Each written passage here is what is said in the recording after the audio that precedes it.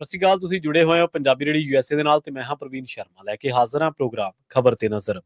ਖਬਰ ਤੇ ਨਜ਼ਰ ਪ੍ਰੋਗਰਾਮ ਦੇ ਵਿੱਚ ਕਈ ਅਹਿਮ ਤੇ ਕਈ ਖਾਸ ਖਬਰਾਂ ਨੂੰ ਲੈ ਕੇ ਚਰਚਾ ਕਰਨ ਦੇ ਲਈ ਜੁੜ ਚੁੱਕੇ ਨੇ ਪੰਜਾਬ ਤੋਂ ਸੀਨੀਅਰ ਪੱਤਰਕਾਰ ਦੀਪਕ ਸ਼ਰਮਾ ਚਨਾਰਥਲ ਜੀ। ਸ਼ਰਮਾ ਸਤਿ ਸ਼੍ਰੀ ਅਕਾਲ, ਸਵਾਗਤ ਹੈ ਜੀ ਪੰਜਾਬੀ ਰੇਡੀਓ ਯੂਐਸਏ ਤੇ। ਸਾਰੇ ਦਰਸ਼ਕਾਂ ਨੂੰ ਸਰੋਤਿਆਂ ਨੂੰ ਪਿਆਰ ਭਰੀ ਸਤਿ ਸ਼੍ਰੀ ਅਕਾਲ। ਸਤਿ ਸ਼੍ਰੀ ਅਕਾਲ ਜੀ। ਪ੍ਰੋਗਰਾਮ ਦੇ ਵਿੱਚ ਅੱਗੇ ਵਧਣ ਤੋਂ ਪਹਿਲਾਂ ਧੰਨਵਾਦ ਕਰਦੇ ਚਲੀਏ ਸਪਾਂਸਰਸ ਦਾ ਜਿਹੜੇ ਜ਼ਰੀਆ ਬਣਦੇ ਨੇ ਇਹਨਾਂ ਪ੍ਰੋਗਰਾਮਾਂ ਨੂੰ ਤੁਹਾਡੇ ਤੱਕ ਪਹੁੰਚਾਉਣ ਦੇ ਲਈ। ਖਾਲਸਾ ਇੰਸ਼ੋਰੈਂਸ ਏਜੰਸੀ ਵਾਲੇ, ਜਿਨ੍ਹਾਂ ਤੋਂ ਤੁਸੀਂ ਹਰ ਤਰੀਕੇ ਦੀ ਇੰਸ਼ੋਰੈਂਸ ਲੈ ਸਕਦੇ ਹੋ। ਇੰਸ਼ੋਰੈਂਸ ਬਾਰੇ ਪਤਾ ਕਰਨ ਦੇ ਲਈ ਇਹਨਾਂ ਦਾ ਨੰਬਰ ਹੈ 408-272-2500। ਇਹ 1992 ਤੋਂ ਲਗਾਤਾਰ ਇੰਸ਼ੋਰੈਂਸ ਬਿਜ਼ਨਸ ਦੇ ਵਿੱਚ ਸ਼ਾਨਦਾਰ ਸੇਵਾਵਾਂ ਦੇ ਰਹੇ ਨੇ ਤੇ ਅਮਰੀਕਾ ਭਰ ਦੇ ਵਿੱਚ ਇੰਸ਼ੋਰੈਂਸ ਕਰਦੇ ਨੇ। ਓਬਾਮਾ ਕੇਅਰ, ਮੈਡੀਕੇਅਰ ਜਾਂ ਫਿਰ ਕਵਰਡ ਕੈਲੀਫੋਰਨੀਆ ਬਾਬਤ ਪਾਲਿਸੀ ਕਰਵਾਉਣ ਦੇ ਲਈ, ਸਲਾਹ ਲੈਣ ਦੇ ਲਈ ਅੱਜ ਹੀ ਕਾਲ ਕਰੋ 408-272-2500 ਤੇ। ਟਰਕੀਨਾ ਇਮੀਗ੍ਰੇਸ਼ਨ ਲਾ ਫਰਮ ਵਾਲੇ, ਜੇ ਟਰਕੀਨਾ ਟੋਨੀ ਟਰਕੀਨਾ ਦੇ ਨਾਲ ਤੁਸੀਂ ਯੂਐਸ ਇਮੀਗ੍ਰੇਸ਼ਨ ਬਾਬਤ ਕੋਈ ਵੀ ਸਲਾਹ ਕਰਨੀ ਹੈ, ਕੋਈ ਵੀ ਸਵਾਲ ਪੁੱਛਣਾ ਤੇ ਇਹਨਾਂ ਦਾ ਨੰਬਰ ਹੈ 4159090503। Gurdeep Singh Birdi Clovis, Mandeep Singh, Sandeep Kaur San Jose, Amrik Singh Atwal, Jarnail Singh Yuba City, Jind Kaur Anayat Kaur Bakersfield, Mahinder Kaur Mattu Yuba City, Jarnail Singh Seattle ਤੋਂ। ਇਹਨਾਂ ਸਾਰੇ ਹੀ ਸਪਾਂਸਰਸ ਦਾ ਬਹੁਤ-ਬਹੁਤ ਧੰਨਵਾਦ। ਤੇ ਜੇਕਰ ਤੁਸੀਂ ਵੀ ਪੰਜਾਬੀ ਰੇਡੀਓ ਯੂਐਸਏ ਦੇ ਇਹਨਾਂ ਪ੍ਰੋਗਰਾਮਾਂ ਨੂੰ ਸਪਾਂਸਰ ਕਰਨਾ ਚਾਹੁੰਦੇ ਹੋ ਤਾਂ ਸਟੂਡੀਓ ਦਾ ਨੰਬਰ ਹੈ 408272-5200। ਅੱਜ ਦਾ ਇਹ ਖਬਰ ਤੇ ਨਜ਼ਰ ਪ੍ਰੋਗਰਾਮ ਸਾਲ 2025 ਦੀ 25 ਫਰਵਰੀ ਦਾ ਪ੍ਰੋਗਰਾਮ ਹੈ ਤੇ ਦਿਨ ਅੱਜ ਮੰਗਲਵਾਰ ਹੈ।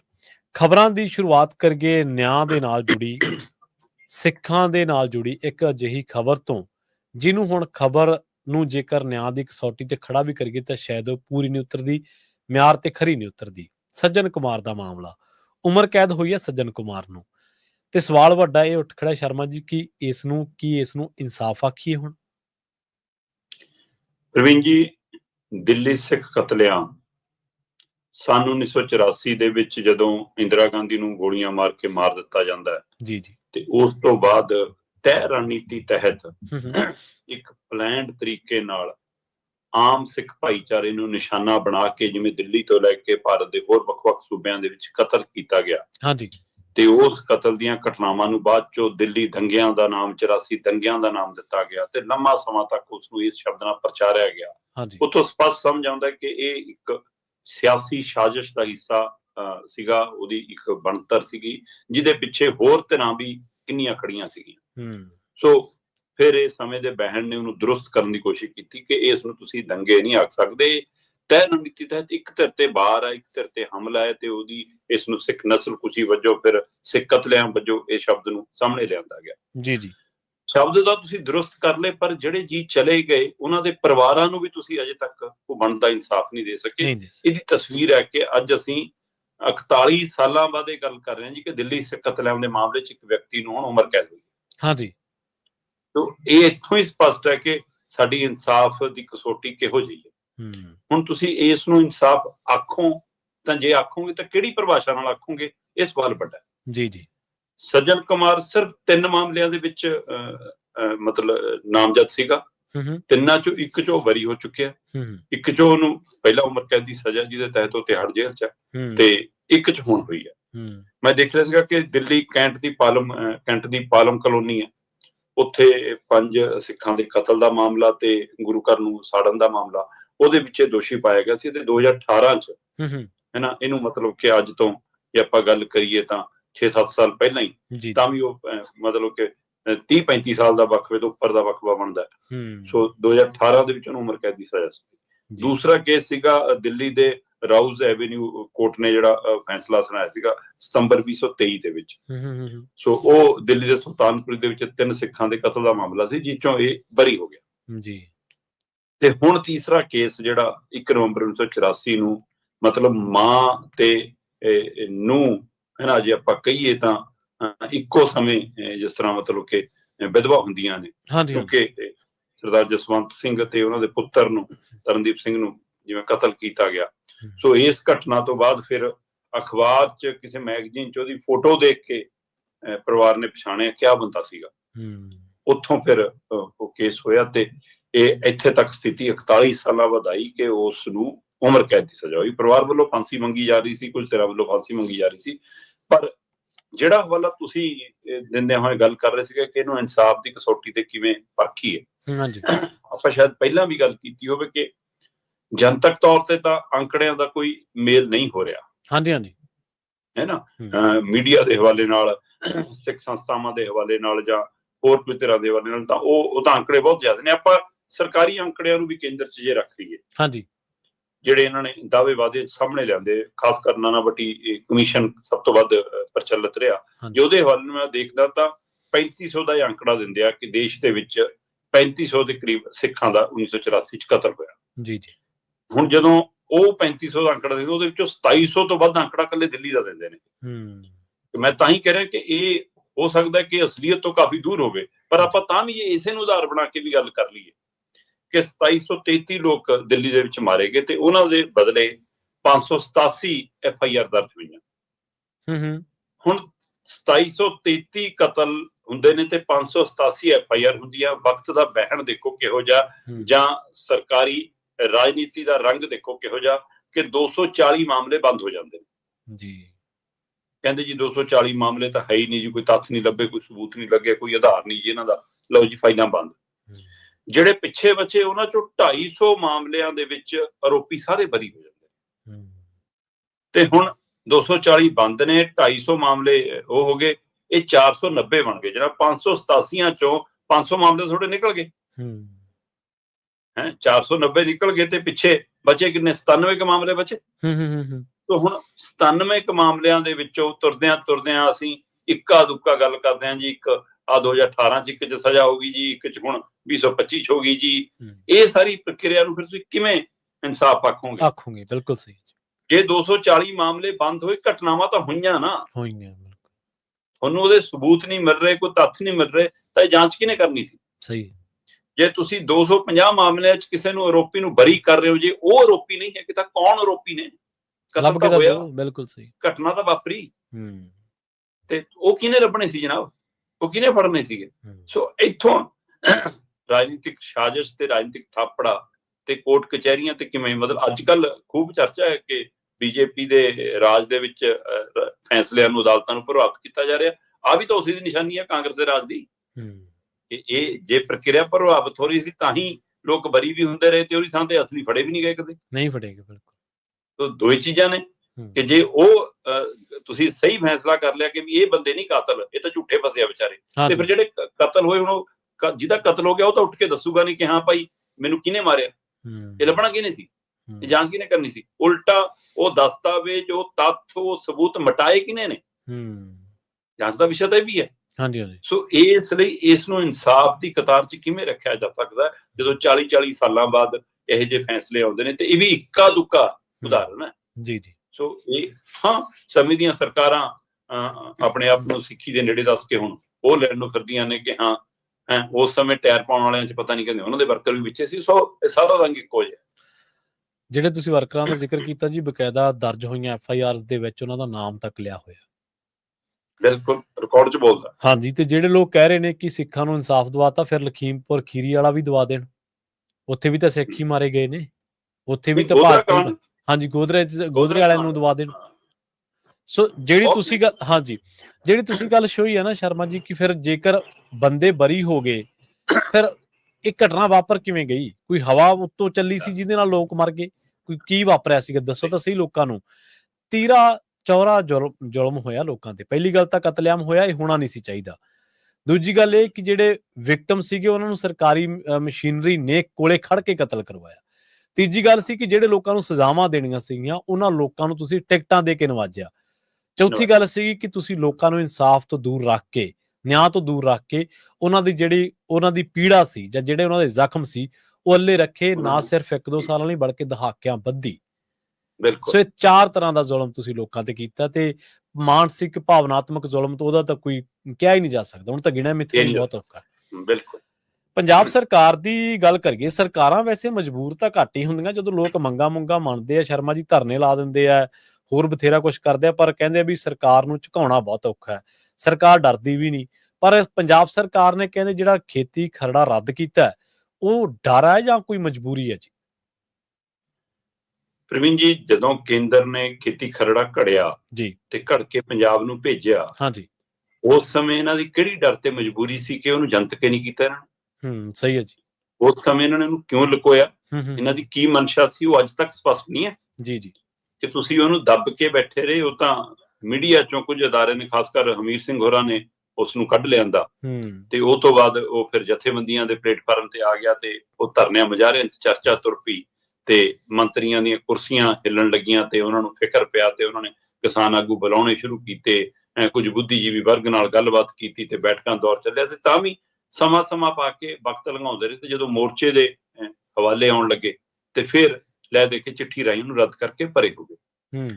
ਪਰ ਆਪਾਂ ਜਿਸ ਦਿਨ ਇਹ 2 ਦਿਨ ਦਾ ਸੈਸ਼ਨ ਆਇਆ ਸੀ ਆਪਾਂ ਉਸ ਦਿਨ ਵੀ ਗੱਲ ਕਰ ਰਹੇ ਸੀ ਕਿ ਹੋ ਸਕਦਾ ਇਹਦੇ ਵਿੱਚ ਖੇਤੀ ਖਰੜੇ ਵਾਲਾ ਬਿੱਲ ਆਵੇ, ਕਿਉਂਕਿ ਮੈਨੂੰ ਕੁਝ ਅੰਦਾਜ਼ਾ ਸੀਗਾ ਕਿ ਸਰਕਾਰ ਇਹਦੇ ਉੱਤੇ ਸਲਾਹ ਮਸ਼ਵਰੇ ਲੈ ਰਹੀ ਹੈ ਕੁਝ ਤਰ੍ਹਾਂ ਦੇ ਕਿ ਹਾਂ ਵੀ ਆਪਾਂ ਇਹਨੂੰ ਰੱਦ ਕਰ ਦਈਏ ਤਾਂ ਸਾਨੂੰ ਕੋਈ ਫਾਇਦਾ ਹੋਊਗਾ, ਕੀ ਹੋਊਗਾ।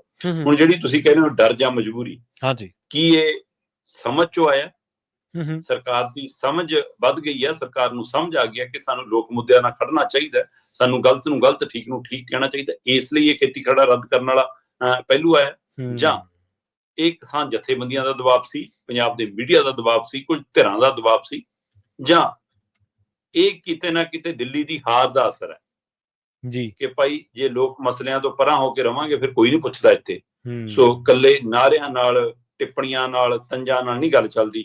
ਇਸ ਲਈ ਕੀ ਆਇਆ, ਚਲੋ ਜੋ ਮਰਜ਼ੀ ਪਹਿਲੂ ਹੋਵੇ ਪਰ ਇਹ ਸਹੀ ਫੈਸਲਾ ਸੀ ਕਿ ਇਸ ਨੂੰ ਰੱਦ ਕੀਤਾ, ਕਿਉਂਕਿ ਖੁਦ ਮੁੱਖ ਮੰਤਰੀ ਵੀ ਮੈਂ ਸੁਣ ਰਿਹਾ ਸੀਗਾ, ਮਤਲਬ ਕਾਲੀਆਂ ਐਨਕਾਂ ਲਾ ਕੇ ਆਏ, ਪੌਣੇ 2 ਦਿਨ ਤਾਂ ਆਏ ਉਹ ਨਹੀਂ, 2 ਦਿਨ ਦੇ ਸੈਸ਼ਨ ਦੇ ਵਿੱਚ ਅਖੀਰਲੇ ਸਮੇਂ ਆਏ ਵੀ ਤਾਂ ਭਾਸ਼ਣ ਦੇਣ ਆਏ, ਉਹਨਾਂ ਨੇ ਆਪਣੀ ਸਿਹਤ ਦਾ ਹਵਾਲਾ ਵੀ ਦਿੱਤਾ ਹੈ ਨਾ, ਤੇ ਉਹਨਾਂ ਨੇ ਫਿਰ ਇਹ ਵੀ ਕਿਹਾ ਕਿ ਅਸੀਂ ਕਿਸਾਨੀ ਪਰਿਵਾਰ ਚੋਂ ਹੀ ਆਉਂਦੇ ਹਾਂ, ਸਾਨੂੰ ਪਤਾ ਜੀ ਕਿਸਾਨਾਂ ਦੇ ਕੀ ਮਸਲੇ ਨੇ, ਇਸ ਲਈ ਅਸੀਂ ਇਹਨੂੰ ਰੱਦ ਕਰਦੇ ਹਾਂ, ਤੇ ਉਹਨਾਂ ਨੇ ਵਿਰੋਧੀਆਂ ਨੂੰ ਨਿਸ਼ਾਨੇ ਤੇ ਲਿਆ।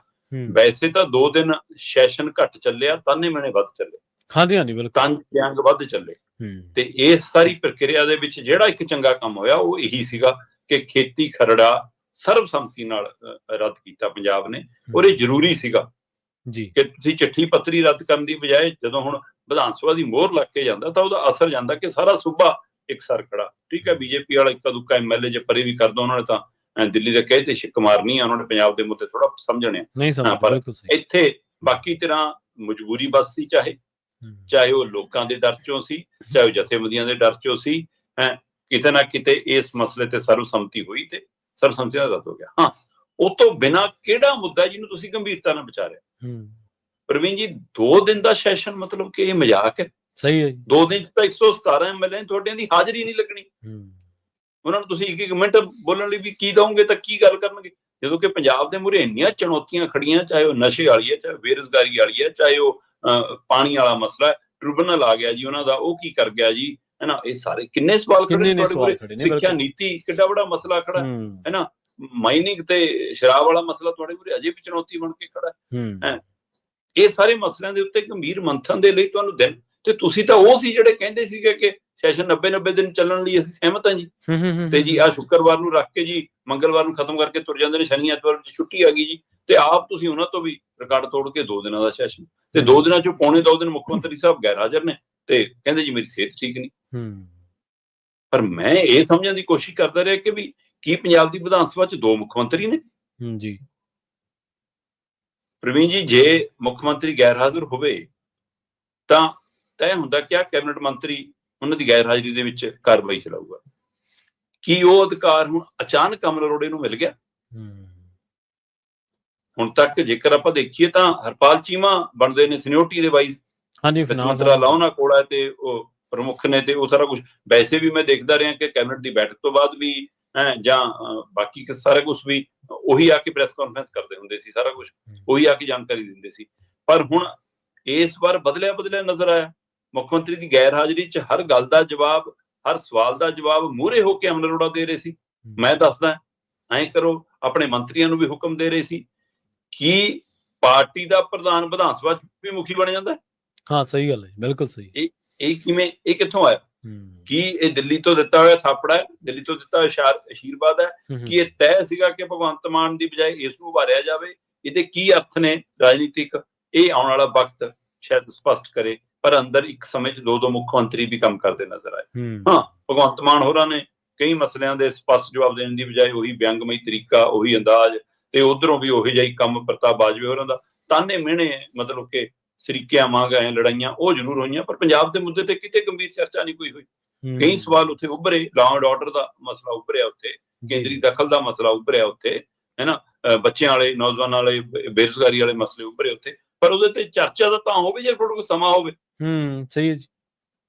ਸੋ ਕਿਸੇ ਪਹਿਲੂ ਤੇ ਕੋਈ ਗੰਭੀਰ ਚਰਚਾ ਨਹੀਂ, ਤੇ ਸੈਸ਼ਨ ਨਿਬੜ ਕੇ ਹੋ ਗਿਆ ਤੇ ਹੋ ਗਿਆ ਜੀ। ਚਲੋ ਇਹ ਸਾਰਿਆਂ 'ਚ ਭਲੀ ਗੱਲ ਇਹ ਹੋਈ ਕਿ ਖੇਤੀ ਖਰੜਾ ਸਰਬਸੰਮਤੀ ਨਾਲ ਰੱਦ ਕਰਕੇ ਕੇਂਦਰ ਨੂੰ ਭੇਜ ਦਿੱਤਾ, ਕਿਉਂਕਿ ਇਹਦੇ ਨਾਲ ਪੰਜਾਬ ਦੀਆਂ ਮੰਡੀਆਂ ਮੁੱਕਣ ਦਾ ਆਪਾਂ ਬਹੁਤ ਦੇਰ ਪਹਿਲਾਂ ਤੋਂ ਗੱਲ ਕਰਦੇ ਆਏ ਹਾਂ ਕਿ ਜੇ ਇਹਨਾਂ ਨੇ ਸਾਡਾ ਪੇਂਡੂ ਵਿਕਾਸ ਫੰਡ ਰੋਕਿਆ ਤਾਂ ਉਹਦੇ ਪਿੱਛੇ ਕੋਈ ਮਨਸ਼ਾ ਹੈ, ਤੇ ਪੇਂਡੂ ਵਿਕਾਸ ਫੰਡ ਮੁੱਕਣ ਦਾ ਮਤਲਬ ਮੰਡੀਆਂ ਮੁੱਕਣਾ, ਤੇ ਉਸ ਤੋਂ ਬਾਅਦ ਇਹਨਾਂ ਨੇ ਮਾਰਕੀਟ ਫੀਸ ਵੀ, ਆੜ੍ਹਤੀਆਂ ਦੇ ਉੱਤੇ ਵੀ ਕਟੌਤੀਆਂ ਲਾ, ਤੇ ਫਿਰ ਆਖਰ ਨੂੰ ਰੰਗ ਸਾਹਮਣੇ ਆਇਆ ਜਦੋਂ ਇਹ ਖੇਤੀ ਖਰੜਾ ਖੇਤੀ ਮਾਰਕੀਟ ਪਾਲਿਸੀ ਭੇਜੀ, ਜਿਹਦੇ ਵਿੱਚ ਸੀਗਾ ਕਿ ਵੀ ਹਰ ਸਿੱਲੋ ਮੰਡੀ ਬਣ ਜਾਏਗਾ, ਤੇ ਉਹ ਸਿੱਧਾ ਇਸ਼ਾਰਾ ਸੀਗਾ ਕਿ ਤੁਹਾਡੀ ਸਰਕਾਰੀ ਮੰਡੀਆਂ ਖਤਮ ਹੋਣੀਆਂ। ਸੋ ਇਸ ਮਸਲੇ ਤੇ ਪੰਜਾਬ ਨੇ ਇੱਕਜੁੱਟ ਹੋ ਕੇ ਇਹਨੂੰ ਰੱਦ ਕੀਤਾ, ਇਹ ਸਹੀ ਫੈਸਲਾ ਜੀ। ਬਿਲਕੁਲ। ਤੁਸੀਂ ਸਰਕਾਰਾਂ ਦੇ ਕੰਮ ਦੇ ਬਾਰੇ ਤੇ ਵਿਰੋਧੀਆਂ ਦੇ ਕੰਮ ਦੇ ਬਾਰੇ ਦੱਸ ਹੀ ਦਿੱਤਾ, ਤੇ ਰਹਿੰਦੀ ਖੂੰਦੀ ਕਸਰੇ ਜਿਹੜੇ ਬਾਹਰ ਆ ਕੇ ਬਿਆਨ ਬੂਨ ਜਿਹੜੇ ਜਾਰੀ ਕਰਦਾ ਸ਼ਰਮਾ ਜੀ, ਉਹਨਾਂ ਦੇ ਵਿੱਚੋਂ ਹੀ ਝਲਕ ਪੈਂਦਾ ਕਿ ਬਈ ਕਰ ਕੀ ਰਹੇ ਨੇ ਅੰਦਰ ਖਾਤੇ, ਅਸਲ ਦੇ ਵਿੱਚ ਹੋ ਕੀ ਰਿਹਾ। ਉਹ ਸਟੇਜਾਂ ਤੋਂ ਰੈਲੀਆਂ ਦੇ ਵਿੱਚ ਨਾਅਰੇ ਕੋਈ ਹੋਰ ਹੁੰਦੇ ਆ, ਸੋਸ਼ਲ ਮੀਡੀਆ ਤੇ ਗੱਲ ਕੋਈ ਹੋਰ ਕਰਦੇ ਆ, ਗਰਾਊਂਡ ਤੇ ਉਤਰਦੇ ਆ ਕੁਛ ਹੋਰ ਕਹਿੰਦੇ ਆ, ਵਿਧਾਨ ਸਭਾ ਦੇ ਵਿੱਚ ਜਾ ਕੇ ਤਾਂ ਹੁਣ ਜਿਹੜਾ ਕੁਛ ਕਰਦੇ ਆ ਤੁਹਾਡੇ ਸਾਹਮਣੇ। ਅਗਲੀ ਗੱਲ ਕਰੀਏ ਜਿਹੜੀ ਤਸਵੀਰਾਂ ਤੇ ਜਿਹੜੀ ਸਿਆਸਤ ਗਰਮਾਈ ਹੈ, ਡਾਕਟਰ ਅੰਬੇਦਕਰ ਤੇ ਭਗਤ ਸਿੰਘ ਦੀਆਂ ਫੋਟੋਆਂ ਤੇ ਕਹਿੰਦੇ ਦਿੱਲੀ ਤੋਂ ਪੰਜਾਬ ਤੱਕ ਸਿਆਸਤ ਗਰਮਾਈ ਹੈ ਜੀ।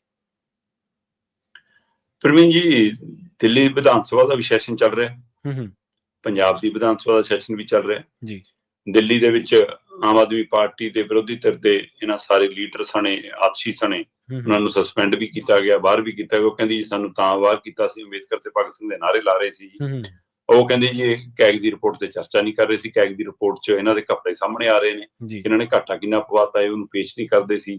ਉਹ ਸ਼ਰਾਬ ਘੁਟਾਲੇ ਦੇ ਹਵਾਲੇ ਨਾਲ ਕੀ ਉਹਦੇ ਨਾਲ ਹੁਣ ਇਹ ਫੇਰ ਕਰਨਗੇ, ਇਹ ਵੀ ਸਵਾਲ ਹੈ। ਤੇ ਕੈਗ ਦੀ ਰਿਪੋਰਟ ਕਿੰਨੀਆਂ ਸੱਚੀਆਂ ਹੁੰਦੀਆਂ, ਇਹ ਵੀ ਸਵਾਲ ਹੈ।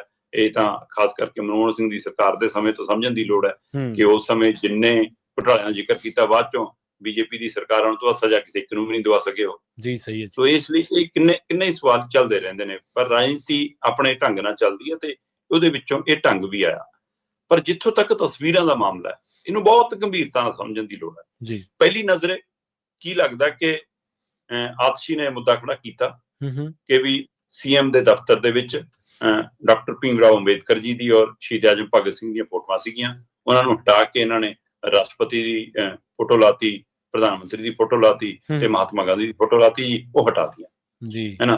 ਉੱਥੇ ਹੰਗਾਮਾ ਵੀ ਹੋਇਆ। ਉਸ ਤੋਂ ਬਾਅਦ 2 ਘੰਟੇ ਬਾਅਦ ਉਹਨਾਂ ਨੇ ਜਾਰੀ ਕਰਤਾ ਕਿ ਆਹ ਦੇਖੋ ਜੀ, ਉਹ ਆਹ ਲਾਈਆਂ ਨੇ ਜੀ, ਪਰ ਉਹ ਵੀ ਲੱਗੀਆਂ ਵੀਆਂ ਨੇ, ਉਹ ਹੁਣ ਕੰਧ ਬਦਲੀ ਹੈ ਜੀ, ਆਹ ਕੰਧ ਤੇ ਲੱਗੀਆਂ ਵੀਆਂ ਨੇ, ਠੀਕ ਹੈ ਜੀ। ਤੇ ਇਹ ਕਹਿੰਦੇ ਜੀ ਬਾਕੀ ਮੰਤਰੀਆਂ ਦਫ਼ਤਰੋਂ ਵੀ ਹਟਾਤੀਆਂ, ਕਹਿੰਦੇ ਨਹੀਂ ਜੀ ਸਭ ਥਾਂ ਲੱਗੀਆਂ ਨੇ। ਇਸ ਮੁੱਦੇ ਨੂੰ ਪੰਜਾਬ ਦੀ ਵਿਧਾਨ ਸਭਾ ਦੇ ਵਿੱਚ ਵੀ ਹਰਪਾਲ ਚੀਮਾ ਨੇ ਵੀ ਚੁੱਕਿਆ। ਜਦੋਂ ਹਰਪਾਲ ਚੀਮਾ ਨੇ ਚੁੱਕਿਆ ਤੇ ਵਿਰੋਧੀ ਧਿਰ ਦੇ ਲੀਡਰ ਪ੍ਰਤਾਪ ਬਾਜਵਾ ਕਹਿੰਦੇ ਅਸੀਂ ਤੁਹਾਡੇ ਨਾਲ ਸਹਿਮਤ ਆ ਜੀ ਇਸ ਮਸਲੇ ਤੇ, ਅਸੀਂ ਤੁਹਾਡਾ ਸਾਥ ਦਿੰਦੇ ਹਾਂ ਕਿ ਫੋਟੋਆਂ ਨਹੀਂ ਹਟਣੀਆਂ ਚਾਹੀਦੀਆਂ ਸੀ।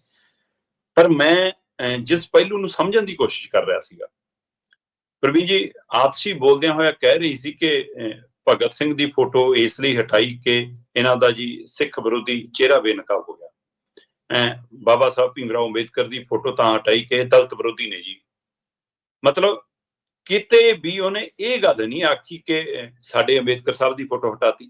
ਹਾਂਜੀ, ਬਿਲਕੁਲ ਸਹੀ ਹੈ, ਬਿਲਕੁਲ। ਇਹ ਸਾਡੇ ਭਗਤ ਸਿੰਘ ਦੀ ਫੋਟੋ ਹਟਾਤੀ। ਉਹਨੇ ਕਿਤੇ ਵੀ ਇਹ ਵੀ ਕਹਿਣ ਦੀ ਕੋਸ਼ਿਸ਼ ਨਹੀਂ ਕੀਤੀ ਜੀ ਕਿ ਇਹ ਦੇਸ਼ ਦਾ ਅਪਮਾਨ ਹੈ ਜੀ। ਨਾ ਨਾ, ਬਿਲਕੁਲ, ਹੈ ਨਾ। ਉਹ ਕਹਿੰਦੀ ਜੀ ਇਹ ਦਲਿਤਾਂ ਦਾ ਜੀ, ਇਹ ਸਿੱਖਾਂ ਦਾ।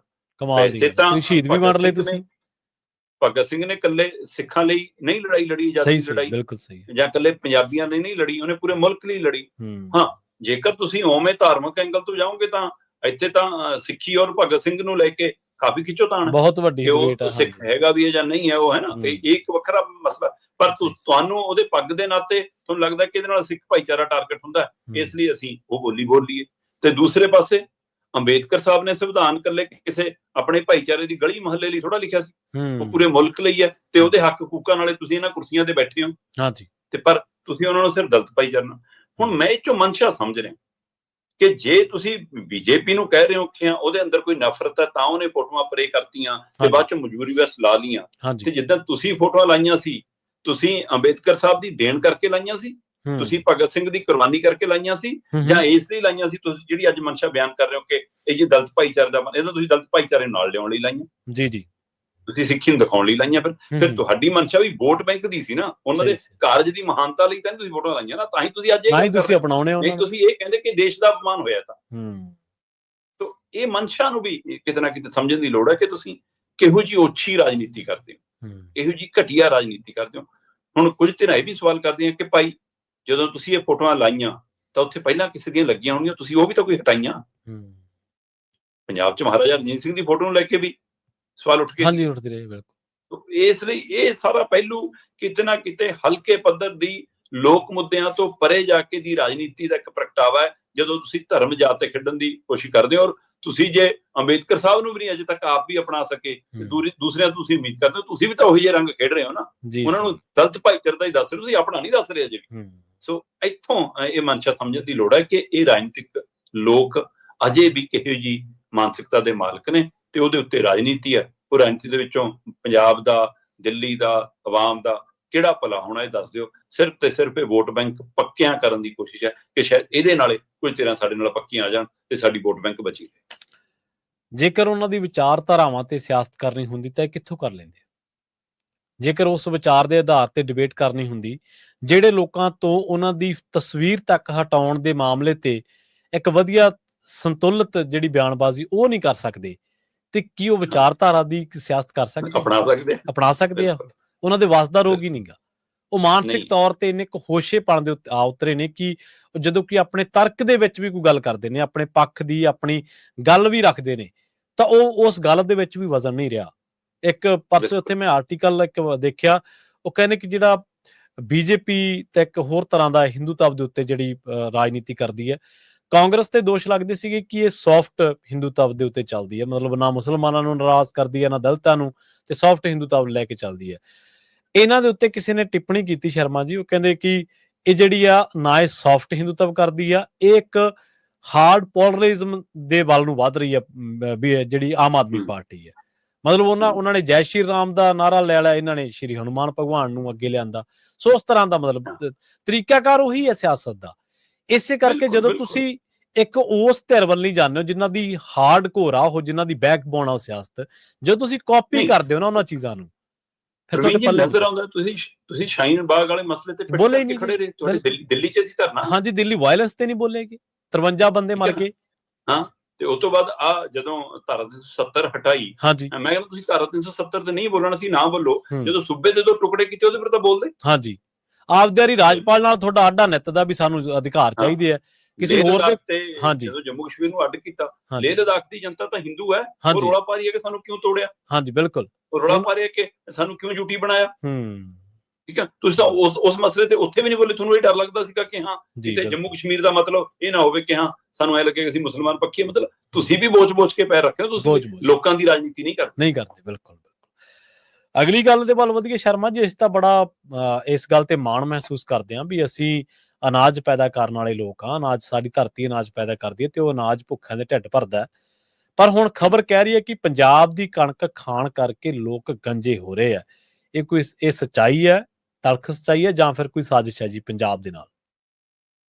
ਪ੍ਰਵੀਨ ਜੀ, ਇਹਨੂੰ ਬੜੀ ਗੰਭੀਰਤਾ ਨਾਲ ਸਮਝਣ ਦੀ ਲੋੜ ਹੈ ਜੀ।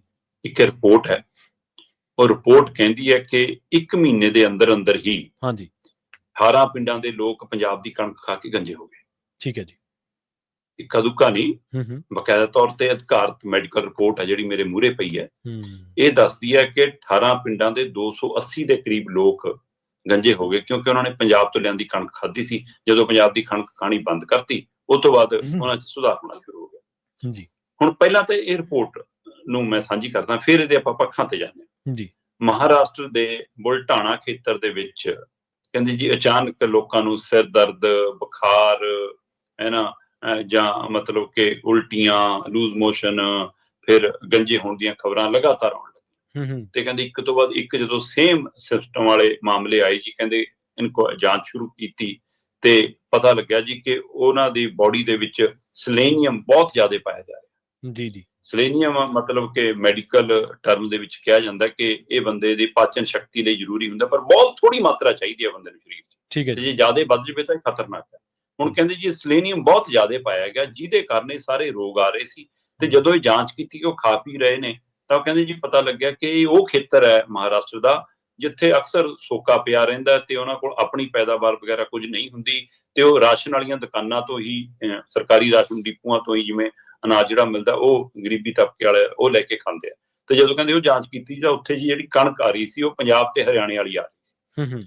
ਤੇ ਪੰਜਾਬ ਤੇ ਹਰਿਆਣੇ ਵਾਲੀ ਕਣਕ ਦੇ ਹਵਾਲੇ ਨਾਲ ਕਹਿੰਦੇ ਜੀ ਉਹਦੇ ਵਿੱਚ ਸਲੇਨੀਅਮ ਇੰਨਾ ਜ਼ਿਆਦਾ ਪਾਇਆ ਗਿਆ ਜੀ ਕਿ ਉਹਦੇ ਕਰਕੇ ਬਿਮਾਰੀ ਹੋਈ। ਤੇ ਕਹਿੰਦੇ ਜਦੋਂ ਲੋਕਾਂ ਨੇ ਉਹ ਖਾਣੀ ਬੰਦ ਕੀਤੀ ਤਾਂ ਉਹ ਅਸਰ ਘਟ ਗਿਆ। ਪ੍ਰਵੀਨ ਜੀ, ਪੰਜਾਬ ਦੇ ਵਿੱਚ ਅੱਜ ਕੱਲ ਮਤਲਬ ਸ਼ਹਿਰਾਂ 'ਚ ਚਲੋ ਜੇ ਥੈਲੀ ਵਾਲਾ ਆਟਾ ਵੀ ਆਉਂਦਾ ਤਾਂ ਉਹ ਵੀ 90% ਪੰਜਾਬ ਦੀ ਕਣਕ ਦਾ ਹੀ। ਇੱਥੇ ਉਲਟਾ ਮਹਾਰਾਸ਼ਟਰ ਦੀ ਕਣਕ ਕਹਿ ਕੇ ਵੀ ਆਟਾ ਵੇਚਿਆ ਜਾਂਦਾ ਕਿ ਵਧੀਆ ਜੀ, ਕਿ ਜੇ ਵਧੀਆ ਪਾਈ ਫਿਰ ਉੱਥੇ ਵੀ ਆਪਣੇ ਲੋਕਾਂ ਨੂੰ ਵੀ ਉਹੀ ਖਿਲਾ ਦਿੰਦੇ, ਸਾਡੇ ਵਾਲੀ ਨਾ ਖਿਲਾਉਂਦੇ।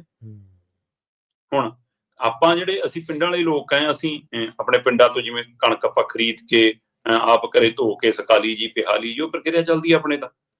ਜੇ ਇਹੀ ਹੁੰਦਾ ਤਾਂ ਸਾਰਾ ਪੰਜਾਬ ਅੱਜ ਤੱਕ ਗੰਜਾ ਹੋ ਗਿਆ ਹੁੰਦਾ। ਇਸ ਸਾਲਾਂ ਬੱਧੀ ਖਾਂਦੇ ਆ ਰਹੇ ਆ, ਪੀੜ੍ਹੀਆਂ ਦਰ ਪੀੜ੍ਹੀਆਂ ਖਾਂਦੇ ਆ ਰਹੇ ਆ, ਤੇ ਉਹ ਮਹੀਨੇ 'ਚ ਗੰਜੇ ਹੋ ਗਏ ਤੇ ਪੰਜਾਬ ਅਜੇ ਤੱਕ ਕਿਉਂ ਨਹੀਂ ਹੋਇਆ? ਫਿਰ ਸਹੀ ਹੈ, ਬਿਲਕੁਲ। ਇਹ ਕੋਈ ਸ਼ੱਕ ਨਹੀਂ ਗਾ ਕਿ ਹਾਂ ਇਹਦਾ ਮਤਲਬ ਇਹ ਨਹੀਂਗਾ ਕਿ ਕਲੀਨ ਚਿੱਟ ਹੈ ਕਿ ਪੰਜਾਬ ਦੇ ਅਨਾਜ 'ਚ ਯੂਰੀਆ ਨਹੀਂ ਪੈਂਦਾ, ਖਾਦਾਂ ਨਹੀਂ ਪੈਂਦੀਆਂ, ਛਿੜਕਾਂ ਨਹੀਂ। ਆਪਾਂ ਤੇ ਚੰਦ ਦਿਨ ਪਹਿਲਾਂ ਗੱਲ ਕਰਕੇ ਹਟੇ ਆ ਕਿ ਭਾਈ ਪੰਜਾਬ ਦੇ ਲੋਕਾਂ ਦੇ ਉੱਤੇ ਦਵਾਈਆਂ ਦਾ ਅਸਰ ਘਟ ਰਿਹਾ। ਇਹ ਮੈਡੀਕਲ ਰਿਪੋਰਟ ਪੂਰੇ ਪੰਜਾਬ ਦੇ ਹਵਾਲੇ ਸਾਂਝੀ ਕੀਤੀ ਸੀ। ਇਹ ਕਿਸੇ ਇੱਕ ਪਿੰਡ ਦੇ, ਕਿਸੇ ਵਰਗ ਦੇ, ਕਿਸੇ ਖੇਤਰ ਦੇ ਹਵਾਲੇ ਨਾਲ ਨਹੀਂ ਕੀਤੀ। ਇਹ ਸਮੁੱਚਾ ਵਰਤਾਰਾ ਹੈ ਕਿ ਜਿੰਨੀਆਂ ਅਸੀਂ ਕੈਮੀਕਲ ਚੀਜ਼ਾਂ ਵਰਤ ਰਹੇ ਹਾਂ ਉਹਦਾ ਨਤੀਜਾ ਇਹ ਹੋ ਰਿਹਾ। ਪਰ ਜੇਕਰ ਅਜਿਹਾ ਇੱਕ ਖਾਸ ਸਿਸਟਮ ਪਾਇਆ ਜਾ ਰਿਹਾ ਕਿ ਹਾਂਜੀ ਇਹਦੇ ਖਾਂਦਿਆਂ ਹੀ ਲੋਕ ਗੰਜੇ ਹੁੰਦੇ ਨੇ, ਤਾਂ ਫਿਰ ਪੰਜਾਬ ਤਾਂ ਸਾਰਾ ਹੁਣ ਤੱਕ ਗੰਜਾ ਹੋ ਗਿਆ ਹੁੰਦਾ ਭਾਈ।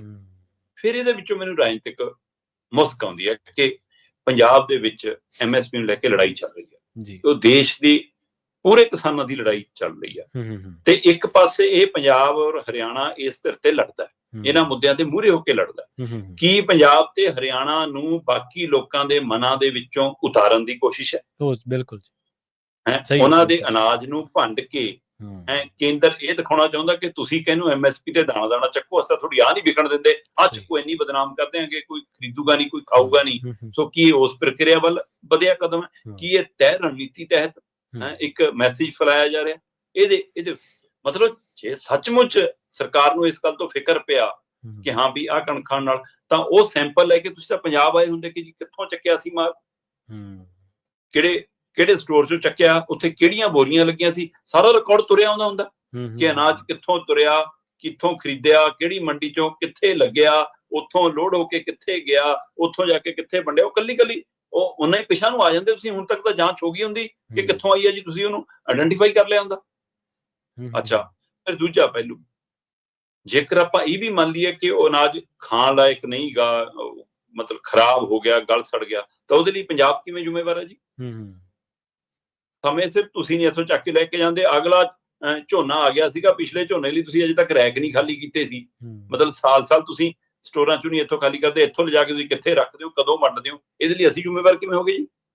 ਸੋ ਮੈਨੂੰ ਇਹਦੇ ਵਿੱਚੋਂ ਮਤਲਬ ਕਿ ਇਹ ਕਹਿੰਦੇ ਜੀ ਅਨਾਜ ਗਲ ਸੜ ਜਾਂਦਾ, ਉਹਦੇ ਵਿੱਚੋਂ ਮੁਸਕ ਆਉਂਦੀ ਹੈ। ਮੈਨੂੰ ਇਹ ਚੋਂ ਰਾਜਨੀਤਿਕ ਮੁਸਕ ਆਉਂਦੀ। ਸਹੀ ਹੈ ਜੀ, ਬਿਲਕੁਲ, ਕਿ ਇਹ ਤੈਅ ਪੈਮਾਨੇ ਤਹਿਤ ਪੰਜਾਬ ਹਰਿਆਣਾ ਦੇ ਕਿਸਾਨਾਂ ਦੇ ਸੰਘਰਸ਼ ਨੂੰ ਕਮਜ਼ੋਰ ਕਰਨ ਦੀ ਤੇ ਇਹ ਧੌਂਸ ਦਿਖਾਉਣ ਦੀ ਆ ਕਿ ਤੁਸੀਂ ਦੇਸ਼ ਦੇ ਕਿਸਾਨਾਂ ਦਾ ਗੱਲ ਕਰਦੇ ਹੋ ਕਿ ਸਾਰਿਆਂ ਦੀ 100% ਅਨਾਜ ਦੀ ਖਰੀਦ ਦੇ ਲਈ ਅਸੀਂ ਲੜਾਈ ਲੜਾਂਗੇ, ਅਸੀਂ ਤੁਹਾਡੀ ਆਹ ਕਣਕ ਵੀ ਨਹੀਂ ਵਿਕਣ ਦਿੰਦੇ। ਇਹ ਉੱਧਰ ਨੂੰ ਵਧਾਇਆ ਕਦਮ ਹੈ, ਇਹ ਸੁਚੇਤ ਹੋਣ ਦੀ ਲੋੜ ਹੈ ਜੀ। ਬਿਲਕੁਲ। ਤੇ ਸ਼ਰਮਾ ਜੀ, ਜਾਂਦੇ ਗੱਲ ਕਰੀਏ ਪੰਥਕ ਮਾਮਲੇ ਦੀ। ਕਈ ਦਿਨਾਂ ਤੋਂ ਆਪਾਂ ਚਰਚਾ ਕਰ ਰਹੇ ਹਾਂ, ਮਜੀਠੀਆ ਨੂੰ ਜਾਣਾ ਪਿਆ ਜੀ ਧਾਮੀ ਸਾਹਿਬ ਨੂੰ ਮਨਾਉਣ। ਵੈਸੇ ਤਾਂ ਕਾਫੀ ਉਲਝਣ ਹੈ ਅਜੇ ਵੀ, ਕਿਉਂਕਿ ਅੰਤਰਿਮ ਕਮੇਟੀ ਨੇ ਅਸਤੀਫਾ ਪ੍ਰਵਾਨ ਨਹੀਂ ਕੀਤਾ ਤੇ ਨਾ ਨਾਮ ਮਨਜ਼ੂਰ ਕੀਤਾ। ਉਹ ਪੈਂਡਿੰਗ ਰੱਖ ਲਿਆ ਕਿ ਧਾਮੀ ਸਾਹਿਬ ਖੁਦੇ ਕਹਿ ਦੇਣ ਕਿ ਮੈਂ ਅਸਤੀਫਾ ਵਾਪਸ ਲੈਣਾ। ਤੇ ਜਦਰ ਗਿਆਨੀ ਰਘਵੀਰ ਸਿੰਘ ਨੇ ਵੀ ਅਪੀਲ ਦਲੀਲ ਦਿੱਤੀ ਕਿ ਨਹੀਂ, ਤੁਸੀਂ ਵਾਪਸ ਆ ਜਾਓ। ਠੀਕ ਹੈ, ਧਾਮੀ ਸਾਹਿਬ ਨੂੰ ਤਾਂ ਹੱਕਾ ਮਾਰ ਰਿਹਾ ਜਦਰ ਸਾਹਿਬ, ਪਰ ਅਜੇ ਡੀਕਣਾ ਹੈ ਕਿ ਉਹਨਾਂ ਨੇ ਕਿਹਾ ਸੀਗਾ ਕਿ 2-3 ਦਿਨ ਬਾਅਦ ਮੈਂ ਵੀ ਗੱਲ ਕਰੂੰਗਾ। ਜਿਹੜੀ 5 ਮੈਂਬਰੀ ਕਮੇਟੀ ਮਿਲੀ ਸੀ, ਤੇ ਦੇਖਦੇ ਹਾਂ ਜਥੇਦਾਰ ਸਾਹਿਬ ਕਦ ਬੋਲਦੇ ਆ ਤੇ ਕੀ ਬੋਲਦੇ ਆ। ਪਰ ਧਾਮੀ ਸਾਹਿਬ ਨੂੰ ਮਨਾਉਣ ਦੀਆਂ ਕੋਸ਼ਿਸ਼ਾਂ ਅਕਾਲੀ ਦਲ ਦੀਆਂ ਅਜੇ ਵੀ ਜਾਰੀ। ਉਧਰ ਉਹਨਾਂ ਦੀ ਭਰਤੀ ਮੁਹਿੰਮ ਵਾਲਾ ਕੰਮ ਨਿਬੜ ਗਿਆ ਤੇ ਉਹ ਹੁਣ ਕਹਿੰਦੇ ਜੀ 25 ਦੀ ਬਜਾਏ ਅਸੀਂ 28 ਤੱਕ ਸਾਰੀਆਂ ਪਰਚੀਆਂ ਜਮ੍ਹਾਂ ਕਰਾਉਣੀਆਂ। 28 ਨੂੰ ਸਾਰੀਆਂ ਕਾਰਵਾਈ ਜਮ੍ਹਾਂ ਹੋਣੀ ਹੈ, ਫਿਰ ਇੱਕ ਨੂੰ ਪ੍ਰਧਾਨ ਨਵਾਂ ਕਿਵੇਂ ਚੁਣਨਾ? ਇਹਦਾ ਮਤਲਬ ਪ੍ਰਧਾਨ ਵੀ ਅੱਗੇ ਪਊਗਾ। ਹਲੇ ਬੇਸ਼ੱਕ ਪਤਾ ਹੀ ਹੈ ਚੁਣਨਾ ਕਿਹਨੂੰ ਹੈ, ਇਹ ਵੱਖਰੀ ਗੱਲ ਹੈ ਕਿ ਪਰ ਫਿਰ ਵੀ ਕੀ ਉਹ ਕਾਗਜ਼ੀ ਪੱਤਰੀ ਕਾਰਵਾਈ ਅੱਗੇ ਹੋਊਗੀ, ਕਿਉਂਕਿ ਪਿੰਡਾਂ ਦੇ ਲੋਕਾਂ ਨੇ ਸਾਨੂੰ ਤਾਂ ਪਤਾ ਹੀ ਨਹੀਂ ਬਈ ਸਾਡੀ ਮੈਂਬਰਸ਼ਿਪ ਹੋ ਵੀ ਗਈ ਜਾਂ ਨਹੀਂ ਹੋ ਗਈ। ਸੋ ਇਹ ਕਦੋਂ ਹੋਗੀ, ਕਿਵੇਂ ਹੋਗੀ, ਇਹ ਅਜੇ ਵੀ ਸਵਾਲ ਖੜਾ। ਪਰ ਜਿੱਥੋਂ ਤੱਕ ਧਾਮੀ ਸਾਹਿਬ ਨੂੰ ਮਨਾਉਣ ਦੀ ਹੈ ਤਾਂ ਅਕਾਲੀ ਦਲ ਪੜਾਅ ਦਰ ਪੜਾਅ ਵਕਤ ਭੇਜਦਾ ਰਿਹਾ। ਘਰੇ ਜਾ ਕੇ ਮਨਾਉਣ ਦੀਆਂ ਕੋਸ਼ਿਸ਼ਾਂ, ਲਿਆਉਣ ਦੀਆਂ ਕੋਸ਼ਿਸ਼ਾਂ, ਇੱਥੋਂ ਤੱਕ ਕਿ ਸ਼੍ਰੋਮਣੀ ਕਮੇਟੀ ਦੇ ਕਈ ਵਰਕਰ ਵੀ ਭੇਜੇ, ਸਲਾਹਕਾਰਾਂ ਚੋਂ ਵੀ ਸਲਾਹਕਾਰ ਵੀ ਭੇਜੇ। ਸੋ ਸਾਰੀ ਕੋਸ਼ਿਸ਼ ਹੋ ਰਹੀ। ਤੇ ਹੁਣ ਵਿਕਰਮ ਮਜੀਠੀਆ ਵੈਸੇ ਤਾਂ ਜਦੋਂ ਤੁਸੀਂ ਪੁੱਛੋਗੇ ਹੂੰ ਤਾਂ ਅਗਲੇ ਕਹਿਣਗੇ ਵੀ ਇਹ ਤਾਂ ਸਾਡੀ ਪਰਿਵਾਰਕ ਸਾਂਝ ਹੈ ਕਿ ਉਹਨਾਂ ਹੂੰ ਦੇ ਘਰੇ ਖੁਸ਼ੀ ਆਈ ਹੈ ਤੇ ਉਸ ਨਾਤੇ ਅਸੀਂ ਗਏ ਹਾਂ। ਠੀਕ ਹੈ, ਮਤਲਬ ਕਿ ਧਾਮੀ ਸਾਹਿਬ ਦੇ ਘਰੇ ਪੋਤਾ ਆਇਆ ਤੇ ਆਪਣੇ ਇਹ ਪਰਿਵਾਰਾਂ 'ਚ ਹੈਗਾ ਹੈ ਕਿ ਬਈ ਖੁਸ਼ੀ ਗਮੀ 'ਚ ਆਪਾਂ ਇੱਕ ਦੂਜੇ ਨਾਲ ਖੜਦੇ ਹਾਂ, ਤੇ ਇਹ ਤਾਂ ਵਰਤ ਵਰਤਈਆ ਸਿੱਧਾ, ਨਾਲੇ ਧਾਮੀ ਸਾਹਿਬ ਨਾਲ ਤਾਂ ਉਹਨਾਂ ਦਾ ਪਰਿਵਾਰਕ ਸਿੱਧਾ ਰਾਬਤਾ, ਇਕੱਠੇ ਕੰਮ ਕਰਦੇ, ਇਕੱਠੇ ਵਿਚਰਦੇ ਆ। ਸੋ ਪਾਰਟੀ ਦਾ ਵੀ ਨਾਤਾ ਤੇ ਸਾਂਝ ਦਾ ਵੀ ਨਾਤਾ। ਇਸ ਲਈ ਵਿਕਰਮ ਮਜੀਠੀਆ ਕਹਿਣਗੇ ਵੀ ਇਹਨੂੰ ਗਲਤ ਅਰਥ ਨਾ ਲਓ, ਮੈਂ ਤਾਂ ਸਿਰਫ ਜਵਾਕ ਨੂੰ ਸ਼ਗਨ ਦੇਣਗੇ। ਜੀ ਜੀ ਜੀ। ਹੁਣ ਸਾਨੂੰ ਨਹੀਂ ਪਤਾ ਕਿ ਜਵਾਕ ਦੇ ਕੋਲੇ ਹੱਥਾਂ 'ਚ ਸ਼ਗਨ ਫੜਾਇਆ ਕਿ ਜਾਂ ਧਾਮੀ ਸਾਹਿਬ ਦੀ ਮੁੱਠੀ ਘੁੱਟ ਕੇ ਕਿਹਾ ਕਿ ਨਹੀਂ ਧਾਮੀ ਸਾਹਿਬ ਮੁੜਿਆ ਹੋਏ, ਤਾਂ ਹੁਣ ਮਜੀਠੀਆ ਜੀ ਤੇ ਧਾਮੀ ਸਾਹਿਬ ਜਾਣਨ, ਪਰ ਇਹਦੇ ਵਿੱਚ ਕੋਈ ਦੋ ਰਾਏ ਨਹੀਂ ਜੀ ਕਿ ਇਹ ਸਬੱਬ ਵੀ ਬਣ ਜਾਂਦੇ ਹੁੰਦੇ ਨੇ, ਇਹ ਬਹਾਨਾ ਵੀ ਬਣ ਜਾਂਦਾ, ਇਹ ਮੌਕੇ ਨੂੰ ਵੀ ਕੈਸ਼ ਕਰਨ ਦਾ ਹਵਾਲਾ ਹੁੰਦਾ। ਸੋ ਕੋਸ਼ਿਸ਼ਾਂ ਜਾਰੀ ਨੇ, ਉਹਦੇ ਵਿੱਚੋਂ ਇਸ ਕੋਸ਼ਿਸ਼ ਨੂੰ ਵੀ ਤੁਹਾਨੂੰ ਇਸ ਨਜ਼ਰੀਏ ਤੋਂ ਦੇਖਣਾ ਪਏਗਾ ਵੀ ਵਿਕਰਮ ਮਜੀਠੀਆ ਦੀ ਪਹੁੰਚ ਹੋਣਾ ਵੀ ਇਹੀ ਕੋਸ਼ਿਸ਼ ਹੈ ਕਿ ਧਾਮੀ ਸਾਹਿਬ ਨੂੰ ਵਾਪਸ ਲਿਆਂਦਾ ਜਾਵੇ, ਕਿਉਂਕਿ ਧਾਮੀ ਸਾਹਿਬ ਸੁਹਿਰਦ ਪੁਲ ਸੀ ਜਥੇਦਾਰ ਸਾਹਿਬਾਨ, ਅਕਾਲ ਤਖਤ ਸਾਹਿਬ ਔਰ ਅਕਾਲੀ ਦਲ ਦੇ ਵਿਚਾਲੇ, ਤੇ ਉਹ ਪੁਲ ਜੇ ਲਾਂਭੇ ਹੋ ਜਾਂਦਾ ਤਾਂ ਫਿਰ ਇਹਨਾਂ ਤੋਂ ਆ ਪੈਂਡਾ ਤੈਅ ਕਰਨਾ ਔਖਾ ਹੋ ਜਾਊਗਾ, ਜਿਹੜਾ ਪਹਿਲਾਂ ਹੀ ਇਹਨਾਂ ਨੇ ਖਾਸਾ ਮੁਸ਼ਕਲ ਭਰਿਆ ਹੋ, ਕਿਉਂਕਿ ਪਾਣੀ ਤਾਂ ਪੁਲਾਂ ਤੋਂ ਲੰਘਾ ਹੀ ਲਿਆ ਇਹਨਾਂ ਨੇ। ਹਾਂਜੀ ਬਿਲਕੁਲ। ਚਲੋ ਵੈਸੇ ਤਾਂ ਚਲੋ ਉਹਨਾਂ ਦੇ ਕਈ ਕੰਮਾਂ ਦੇ ਉੱਤੇ ਕਿੰਤੂ ਹੋਇਆ, ਪਰ ਫਿਰ ਵੀ ਉਹ ਇੱਕ ਸ਼ਬਦੀ ਮਰਿਆਦਾ, ਰਹਿਤ ਮਰਿਆਦਾ ਦੇ ਵਿੱਚ ਉਹ ਇੱਕ ਸ਼ਬਦੀ ਜਿਹੜਾ ਇੱਕ ਤਵਾਜ਼ਨ ਹੁੰਦਾ ਉਹਨੂੰ ਬਰਕਰਾਰ ਰੱਖਦੇ ਨੇ। ਉਹਨਾਂ ਦਾ ਵਿਚਰਨ ਜਿਹੜਾ ਉਹ ਇਸ ਤਰੀਕੇ ਕਰਦਾ ਕਿ ਫਿਰ ਵੀ ਚੀਜ਼ਾਂ ਨੂੰ ਬੈਲੈਂਸ ਕਰਨ ਦੇ ਵਿੱਚ ਉਹਨਾਂ ਦਾ ਜਿਹੜਾ ਆਪਣਾ ਪਰਸਨਲੀ ਇੱਕ ਪਰਸਨੈਲਿਟੀ ਹੈ ਜਿਹੜੀ ਉਹਨਾਂ ਦੀ, ਉਹ ਕਾਫੀ ਸਹਾਈ ਹੁੰਦੀ ਹੈ। ਪਰ ਖੈਰ ਦੇਖਦੇ ਕੀ ਬਣਦਾ ਸ਼ਰਮਾ ਜੀ, ਪਰ ਲੱਗਦਾ ਹੈ ਕਿ ਹੁਣ ਅਕਾਲੀ ਦਲ ਪੂਰਾ ਟੈਲ ਲਾ ਰਿਹਾ, ਕਿਉਂਕਿ ਮਜੀਠੀਆ ਜਾਂ ਸੁਖਬੀਰ ਉਹਦੀ ਜਾਂਦਾ ਜਦੋਂ ਇਹਨਾਂ ਨੂੰ ਕੋਈ ਮਸਲਾ ਇਹਨਾਂ ਤੋਂ ਲੱਗੇ ਵੀ ਹੁਣ ਹੱਥੋਂ ਨਿਕਲ ਜੂਗਾ। ਡੈਮੇਜ ਕੰਟਰੋਲ ਤੋਂ ਬਾਅਦ ਹੀ ਇਹ ਆਪਦੀ ਭੂਮਿਕਾ ਚ ਆਉਂਦੇ ਅਸਲ ਦੇ ਵਿੱਚ। ਸ਼ਰਮਾ ਜੀ, ਇਹਨਾਂ ਖਾਸ ਖਬਰਾਂ ਤੇ ਖਾਸ ਜਾਣਕਾਰੀਆਂ ਦੇ ਲਈ ਬਹੁਤ ਬਹੁਤ ਧੰਨਵਾਦ ਜੀ ਤੁਹਾਡਾ। ਬਹੁਤ ਸ਼ੁਕਰੀਆ ਜੀ। ਪ੍ਰੋਗਰਾਮ ਖਬਰ ਤੇ ਨਜ਼ਰ ਨੂੰ ਆਪਾਂ ਇੱਥੇ ਸਮਾਪਤ ਕਰਾਂਗੇ। ਇੱਕ ਬੜੀ ਸੋਹਣੀ ਗੱਲ ਸ਼ਰਮਾ ਜੀ ਨੇ ਕਹੀ ਸੀ ਆਪਣੀ ਗੱਲਬਾਤ ਦੇ ਵਿੱਚ, ਵੀ ਜਿਹੜੀ ਪੰਜਾਬ ਦੀ ਕਣਕ ਦੇ ਵਿੱਚ ਨੁਕਸ ਕੱਢੇ ਜਾ ਰਹੇ ਆ, ਕਿਤੇ ਉਹ ਸਾਡੀ ਜਿਹੜੀ ਕਿਸਾਨੀ ਇੱਕ ਸਾਡੀ ਸ਼ੁਰੂ ਦੇ ਵਿੱਚ USP ਰਹੀ ਹੈ ਸਾਡੇ ਪੰਜਾਬ ਦੀ, ਅੰਨ ਦੇ ਭੰਡਾਰਨ ਵਜੋਂ ਜਾਂ ਅੰਨ ਪੈਦਾ ਕਰਨ ਦੇ ਵਜੋਂ, ਕਿਤੇ ਉਸ ਐਂਗਲ ਤੋਂ ਤਾਂ ਨਹੀਂ। ਆਉਂਦੇ ਦਿਨਾਂ ਦੇ ਵਿੱਚ ਵੀ ਆਪਾਂ ਇਹਨਾਂ ਖਬਰਾਂ ਦੇ ਉੱਤੇ ਗੱਲਬਾਤ ਜਿਹੜੀ ਝਾਤ ਪੂਰੀ ਰੱਖਾਂਗੇ ਇਸ ਖਬਰ ਦੇ ਉੱਤੇ ਖਾਸ ਕਰਕੇ। ਤੁਹਾਡਾ ਸਾਰਿਆਂ ਦਾ ਇੱਕ ਵਾਰੀ ਫਿਰ ਤੋਂ ਬਹੁਤ ਬਹੁਤ ਧੰਨਵਾਦ। ਸਤਿ ਸ਼੍ਰੀ ਅਕਾਲ ਸ਼ਰਮਾ ਜੀ, ਬਹੁਤ ਧੰਨਵਾਦ। ਸਤਿ ਸ਼੍ਰੀ ਅਕਾਲ। ਬਹੁਤ ਸ਼ੁਕਰੀਆ।